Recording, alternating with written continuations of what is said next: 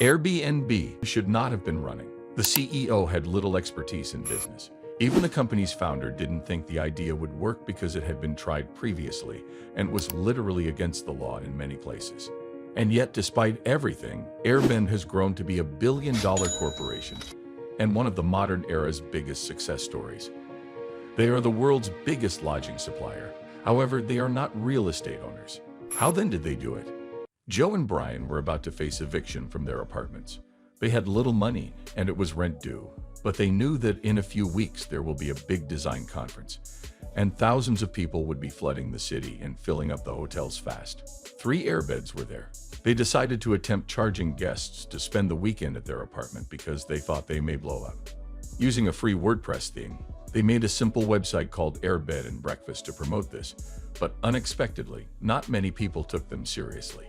But since hotels did fill up as expected, Brian and Joe managed to get a few people to pay to stay with them, and weirdly it was great. They showed their guests around the city, took them to their favorite restaurants, and everyone had a great time. Brian and Joe made around $1,000 from the 4-day conference, enough to pay their rent, which brought them some extra time to try and come up with their real business idea. Brian and Joe were unsure of their groundbreaking new business idea, but they decided to relaunch their bed and breakfast idea as a lodging service for sold-out conferences. They recruited computer programmer Nathan to help create a more legitimate and professional site. Despite initial skepticism, they managed to attract 2 paying customers, including Brian. The biggest problem was that people didn't want to list their homes, leading to a misconception of the service as a social experiment. When they heard about the 75,000 attendees at the Democratic National Convention, they decided to relaunch Airbnb to gain publicity. The idea was successful, with hundreds of people listing their rooms and booking them. However, they needed to find a way to get people using the service year-round, not just at big conferences or events. Brian and Joe were struggling with cash and had no idea of angel investors. They set up meetings with investors, but faced rejection due to their risky business model and small transaction fees. To keep the business afloat, they took on credit card debt and focused on breakfast.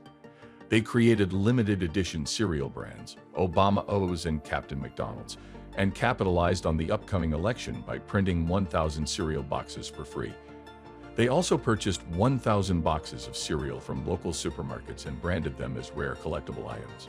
This unique cereal gimmick worked, and people started buying them for ridiculously high prices. Despite the initial challenges, Brian and Joe's vision for their business was realized and they became a successful business. Brian and Joe created a limited edition of Captain McDonald's cereal boxes to raise money and pay off their credit card debts. However, they faced challenges in selling the boxes, as they couldn't keep making more. They lived off dry cereal for months, struggling to find customers for their business. They heard about a startup accelerator called Combinator, which offered guidance and investment to new companies. However, the interviewer was confused and asked why people would want to stay in strangers' homes. Brian and Joe left the meeting, knowing they weren't going to get accepted. They were later called by a startup accelerator to invest in Airbnb and help them make the business work. The cereal changed their minds, as they believed that if they could convince people to pay $40 for cheap cereal, they could convince people to sleep in other people's Airbnb. This led to other investors pouring money into Airbnb, providing funding and experts to help the business succeed. Airbnb, a short-term rental platform, was founded by founders who were excited about the potential of Airbnb.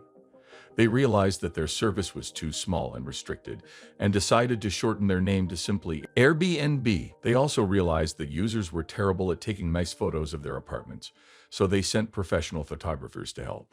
This led to increased bookings for properties and a surge in bookings for unique accommodations.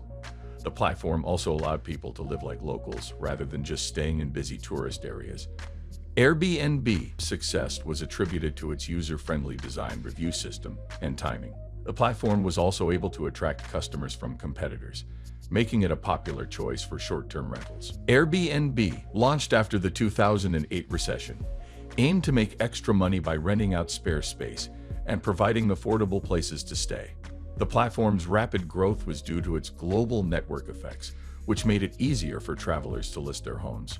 However, some were skeptical, fearing that strangers opening their homes to strangers would lead to disaster. One freelancer named Ej, who rented out her apartment on Airbnb, experienced a devastating experience when her home was destroyed by guests who trashed her belongings and burned her possessions. EG's post went viral, and the Airbnb team had no idea what to do. Some felt they should admit responsibility and make amends publicly, while others worried about liability.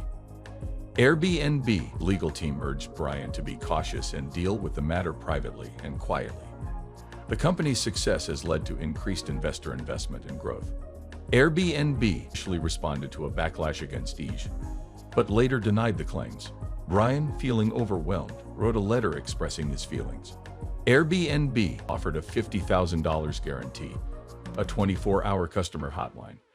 This was a crucial moment for Airbnb success, as backing hosts was crucial for long-term success. However, the debate paid off as another crisis began.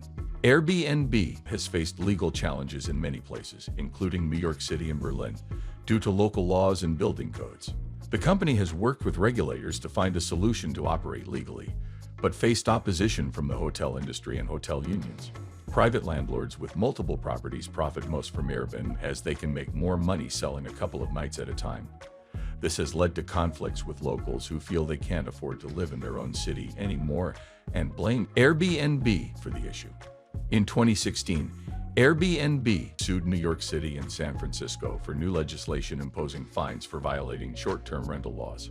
In 2015, Brian Martin stated that the main threat to Airbnb was not regulators or competition. Airbnb, a popular travel platform, faced challenges during the COVID-19 pandemic. Ryan and Joe, founders of Airbnb, decided to branch out into new markets and launch the Experience Marketplace, allowing hosts with specific skills to offer unique experiences to guests. This led to some hosts earning more money from offering experiences, such as meditation with a Buddhist monk or a spooky late-night walking tour. However, the pandemic led to a significant change in Airbnb's business model, with guests demanding refunds and hosts refusing to cancel. As a result, Airbnb created a $250 million fund to cover lost revenue. The company then focused on people wanting to rent nearby properties, which led to a significant increase in new bookings. Despite the challenges, Airbnb has not reported an annual profit since its launch 12 years ago, and some are questioning if their core business model might not be profitable. Airbnb, founded by two entrepreneurs, Brian and his co-founders, struggled to pay rents. Despite the idea being unconventional, they built a global company.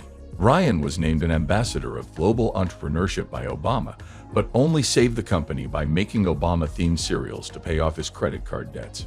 That's it for today. I hope you find this video informative and entertaining. So do like and share the video. Also, don't forget to subscribe our channel BizVentures Media and hit the bell icon to stay tuned with us. See you soon in the next video.